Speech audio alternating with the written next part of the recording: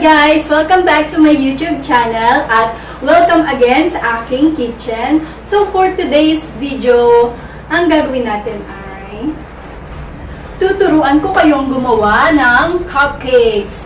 Delicious, lovely cupcakes. So makikita nyo ngayon, ready na ang ating mga ingredients. So, excited na ba kayo?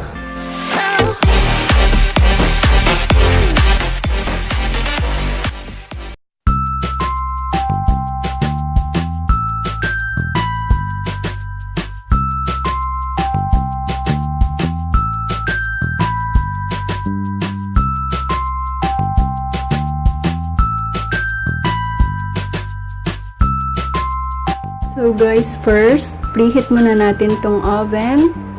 180 Celsius in 20 minutes. Ayan, preheat muna.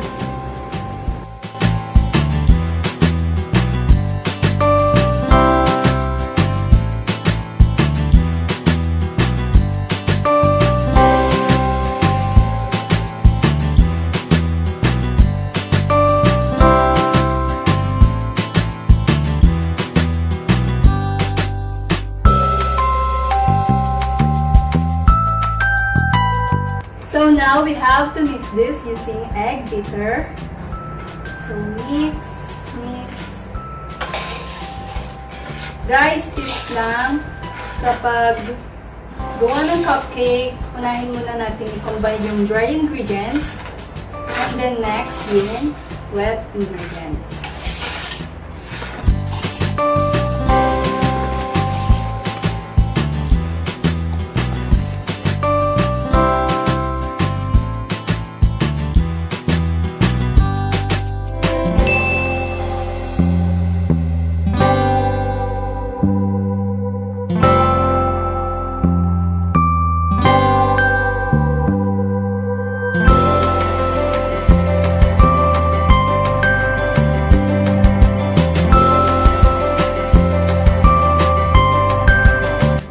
So next, we will mix the wet ingredients.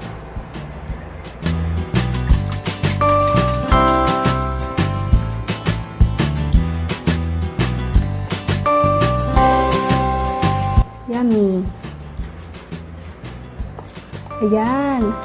Na-combine na ang dry and wet ingredients. So,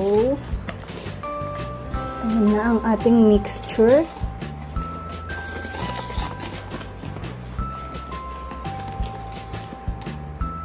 So guys, to make sure na nahalo natin lahat, gagamit tayo ng scraper. So titignan natin. Ayun, meron pa. Hindi pa nahalo. Ayun, madami pa. At ito, ginagamit din siya pang kuha para walang masayang. Ayun. So, mix pa natin. O, mix lang natin siya hanggang sa maging maayos yung itsura niya. Parang ganito. Yun. Since wala tayong electric mixer, tsaga-tsaga muna tayo dito sa hand mixer. Ayan. Mahirap siyang ihalo kapag madami.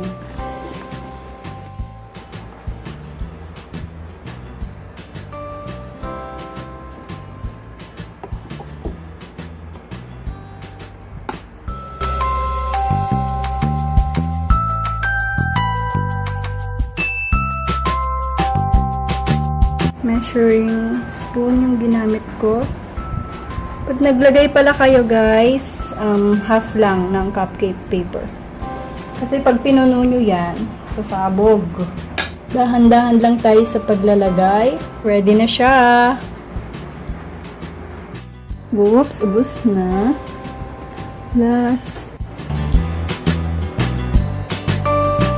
Ayan guys, makikita nyo nag-pop up na siya.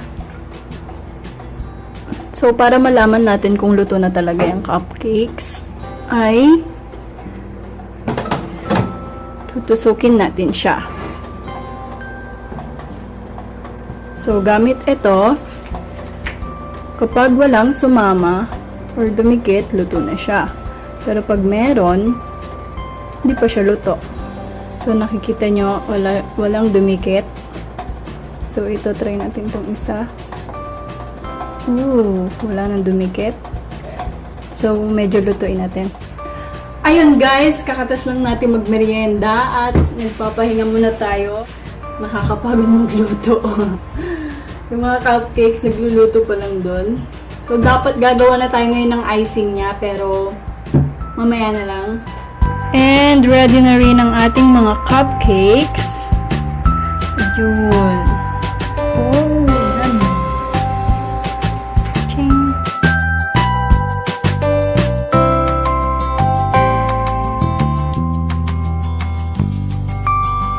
So guys, in a separate bowl, put the cheese, cream cheese, and the 3 rectangular size of butter.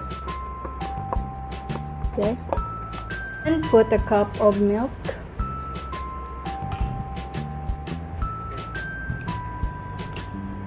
Kailangan yung cheese tsaka butter ay matunaw at mahalong mabuti.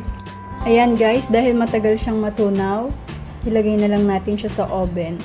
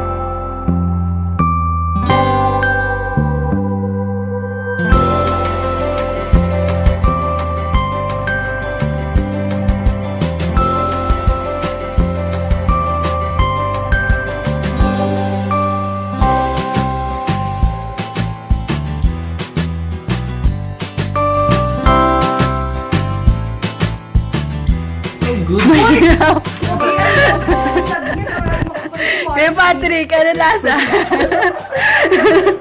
Ayan po, nilamutak niya na po yung cupcake. So, that's it guys for today's video. Tapos na tayong gumawa ng cupcakes.